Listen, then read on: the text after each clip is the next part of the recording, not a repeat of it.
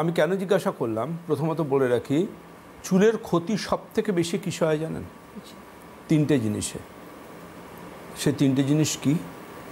একটা হচ্ছে আপনি কোনো জায়গায় চুল কাটতে গেলেন, গিয়ে চুল কাটাটা ওখানে মাইনর হয়ে গেল। চুল কাটুন কোথাও গিয়ে, আমার আপত্তি নেই, চুল কাটাটা মাইনর হয়ে গেল। কি মেজর হলো? মেজর হলো তোমার চুলটা খুব ড্রাই, খুব রুক্ষ, খুব নির্জীব, কি ইউজ করো? ওসব বাদ দাও, এটা ইউজ করো।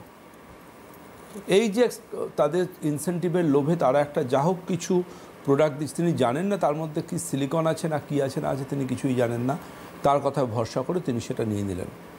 এবং আলটিমেটলি যখন আমাদের এগুলো আমাদের ক্লিনিকে শোনা, পেশেন্টের মুখ থেকে শোনা কথা, এটা ইউজ করার পর থেকে আরও চুল পড়া বেড়ে গেল। এটা হচ্ছে একটা ক্ষতি। চুলের ক্ষেত্রেও যা ইচ্ছে তাই ব্যবহার করা যায় না। 2 নম্বর যেটা, সেটা হচ্ছে মনে রাখতে হবে, সেটা হচ্ছে যে খুব প্র্যাকটিক্যাল যেটা, সেটা হচ্ছে চুলে যদি রং করেন, হেয়ার কালার যদি আপনি ব্যবহার করেন, তাহলে আপনার চুল পড়া দ্বিগুণ থেকে 4 গুণও হতে পারে। এটা সায়েন্স বলছে, গবেষণা বলছে। সুতরাং আপনি যদি মনে করেন যে আপনার চুলে আপনি আপনার চুলে ইচ্ছে মতো এই সেই ওই রং করবেন, কালার করবেন, জানবেন চুল পড়ার হার অনেক গুণ বেড়ে যাবে। যদি আপনি নির্ভেজাল আয়ুর্বেদিক হেনা পান, সেটা এক জিনিস। যেমন আমরা আমাদের পরম্পরার হেনা আমাদের পেশেন্টদেরও ইউজ করতে দিই, কারণ ওটা অ্যামোনিয়া ফ্রি, ওর মধ্যে কোনো হার্মফুল কেমিক্যাল নেই। পরম্পরার হেনা তার জন্য আজকে এত জনপ্রিয় মানুষের কাছে, বলতে পারেন ইস্টার্ন ইন্ডিয়ার নাম্বার 1 পপুলার হেনা।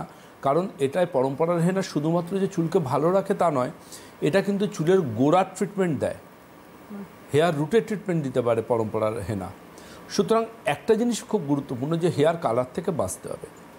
চুল তো কাটা হলো, শ্যাম্পুও করা হলো, এবার তারপরে দেখবেন ভয়ঙ্কর জোর একটা ব্লোয়ার শুরু হয়, আর তার সাথে চুলটাকে কিন্তু টানা হেজরা করা শুরু হয় বিভিন্ন রকম চিরুনি দিয়ে। এবং সেটার পর তারপরে চুলটাকে করা হয় স্ট্রেটনিং, এবং চিমটের মতো জিনিস দিয়ে চুলটাকে স্ট্রেটনিং করা হয়। প্রসঙ্গত গবেষণায় 2টো কথা বলে রাখবো, হেয়ার স্ট্রেটনিং করে যে ধোঁয়ার উৎপত্তি হয়, সেই ধোঁয়াটা কার্সিনোজেনিক। ও বাবা, অ্যারোসল থাকে।